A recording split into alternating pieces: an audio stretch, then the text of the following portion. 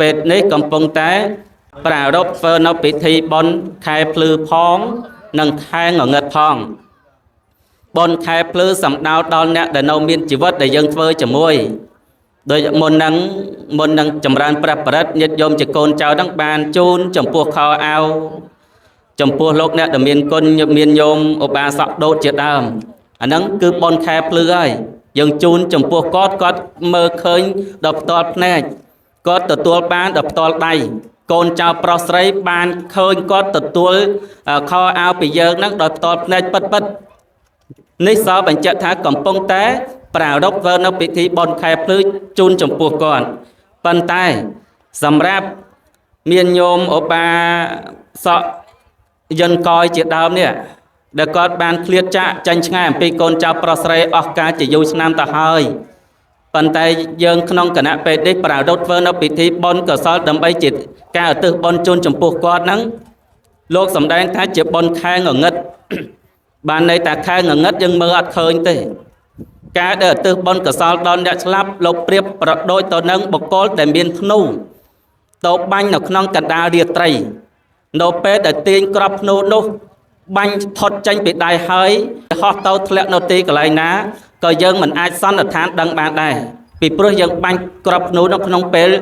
រាត្រីពេលងងឹតយ៉ាងណាការដែលធ្វើបុណ្យកុសលជូនចំពោះលោកអ្នកដែលមានគុណដែលបានស្លាប់ចែកឋានទៅកាន់លោកកមុខហើយក៏ដូចឆ្នោះដែរយើងមិនដឹងថាបុណ្យដែលយើងប្រឹងប្រែងធ្វើនឹងដល់គាត់ឬមិនដល់គាត់អត់មាននរណាមកជាផុសតាងមាននរណាមកជាសាក្សីមាននរណាមកបញ្ជាក់ប្រាប់យើងនោះទេអត់មានប្រអិនប្រព្រំទេវតាអរិយអ្នកតាឬក៏អ្នកដែលមានគុណរបស់ប៉ុនយើងនោះមកប្រាប់ថាអូកូនហើយកូនឯងធ្វើបុណ្យតក្កណានៅប្រទៀនថ្ងៃមុនហ្នឹងឥឡូវនេះម៉ែអូទទួលបានហើយ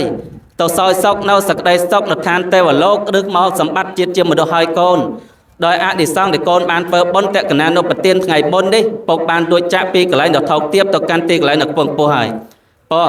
បែបនោះក៏អត់មានអាដាដែលមកប្រាប់ទេប៉ុន្តែការដែលយើងធ្វើបុណ្យតក្កណានៅប្រទៀនមិនអាចដឹងថាដល់គាត់ឬមិនដល់គាត់ដូច្នោះតែយើងគួរតែធ្វើដែរអត់តែក្នុងនាមជាកូនត្រូវតែធ្វើទោះដល់ក៏ដោយមិនដល់ក៏ដោយក៏ឈ្មោះតែយើងនឹងកំពុងតែមានធម៌កតញ្ញូកតវិធីនៅក្នុងចិត្តទោះបីជាគាត់ស្លាប់បាត់បង់ជីវិតទៅហើយក៏ពិតមែនប៉ុន្តែមនោសញ្ចេតនាក្តីស្រឡាញ់ការនឹករលឹកអនុស្សាវរីយ៍ជាច្រើន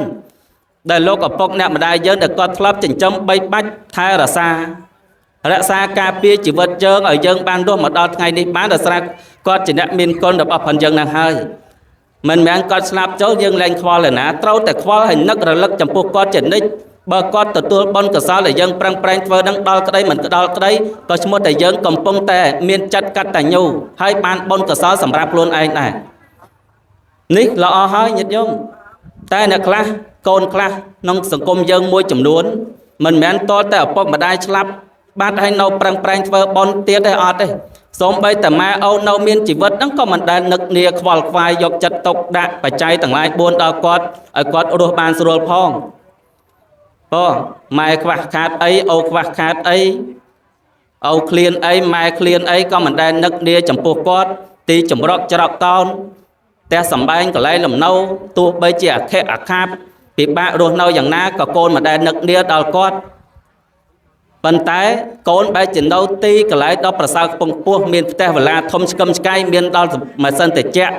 ប៉ុន្តែក្រឡែកមើលតម៉ែអូមួយចំនួនខ្លះគាត់នៅក្រោមដំបូលប្រក់មេឃភ្លៀងមករត់រសេករសាចប៉ុន្តែសួរថាគាត់មានកូនទេមានចុះកូនគាត់នឹងក្រឬក៏មានថាមានប៉ុន្តែដោយសារខ្វះការតបគុណចំពោះឪពុកម្ដាយខ្វះធម៌កតញ្ញូរលឹកដឹងគុណចំពោះឪពុកម្ដាយហើយទៅធ្វើឲ្យឪពុកម្ដាយនឹងពិបាកមានកូនជាច្រើននៅក្នុងសង្គមបច្ចុប្បន្ននេះដែលយើងតែងតែសង្កេតឃើញហើយញាតិញោមទាំងអស់គ្នាក៏ឃើញដែរម៉ែអូខ្លះបង្កើតកូនមកបាន5 6នាក់ក៏ពិតមែនកូនមានជីវភាពធូរធារក៏ពិតមែនប៉ុន្តែសភាពនៃការរស់នៅរបស់គាត់គឺពិបាកតោកយ៉ាកវិក្រៈភាពជាទីបំផុតដោយសារកូនមកសិតតែជាកូនអកតញ្ញូទាំងអស់មិនមានកូនណាមួយជាកូនដែលប្រកបដោយធម៌កតញ្ញូលោកសម្ដែងថាកូនអកតញ្ញូទោះបីមាន20នាក់ក៏ដោយ ក៏មិនប្រសើរជាងកូនដែលកតញ្ញូរលឹកដឹងគុណចំពោះម៉ែឪតបគុណជាមួយម៉ែឪដឹងត្រឹមតែកូនមួយនាក់ទេកូនអកតញ្ញូប្រៀបបីដូចជាដួងតារាឬហៅថាផ្កាយមានរាប់ម៉ឺនរៀនផ្កាយប៉ុន្តែវាមិនអាចញ៉ាំងអត្តភាពងងឹតនឹងឲ្យភ្លឺចែងចាំងដូចជាពន្លឺព្រះអាទិត្យបាននោះទេពន្លឺព្រះអាទិត្យមានត្រឹមតែមួយប៉ុណ្ណោះប៉ុន្តែវាកំចាត់ភាពងងឹតបានឲ្យភ្លឺចែងចាំងទៅដល់សត្វលោកទាំងអស់គ្នាដូចនេះចង់បញ្ជាក់មកវិញថាកូនមានច្រើនយ៉ាងណាក៏ដោយតែបើកូនមានធម៌អកតញ្ញូគ្មានការដឹងគុណម៉ែឪចាញ់តែបុគ្គលដែលមានត្រឹមតែកូនមួយតែប៉ុណ្ណោះក៏មានដែរព្រោះអ្នកខ្លះញាតិញោមកាលដែលម៉ែឪនៅមានជីវិតមិនដែលទៅសួរនាំគាត់ម៉ែឯងឃ្លានអីឪឯងឃ្លានអី